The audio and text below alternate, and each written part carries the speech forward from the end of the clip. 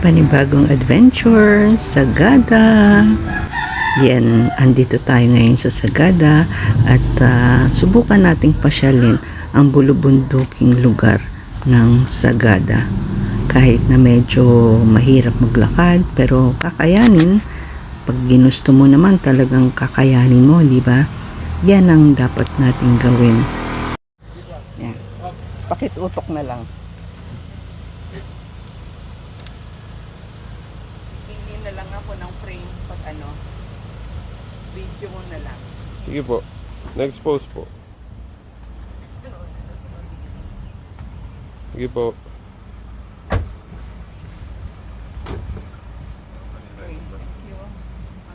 Side view ang picture. Para lang makuha yung Picturean po kita. Para lang Akin na po, makuha yung picture po timpla. kita. 1, 2. Dito po, no? Hindi, yung sa wala na akong battery. Saan po ano nito, yung itim? Yan, kaya hindi talaga problema kahit na mag-travel ka alone kasi marami kang makikilala, marami kang makakausap ng mga iba ring turista at pwede kang magpakuha kung gusto mo.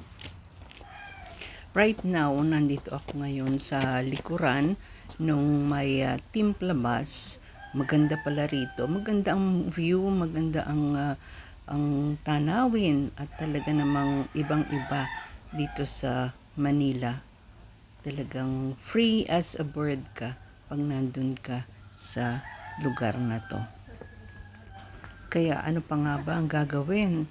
So magpaka superwoman na tayo at pupunta tayo doon sa dulo ng bato para magpakuha. Ginawa ko pala, iniwan ko lang yung aking camera dun sa maitaas banda at naglakad ako pababa dito sa may bato. Yan, sige. Ingat, ingat. Ingat, baka madulas. Picture perfect, hindi ba? Ang ganda ng pwesto mo. Ingat lang.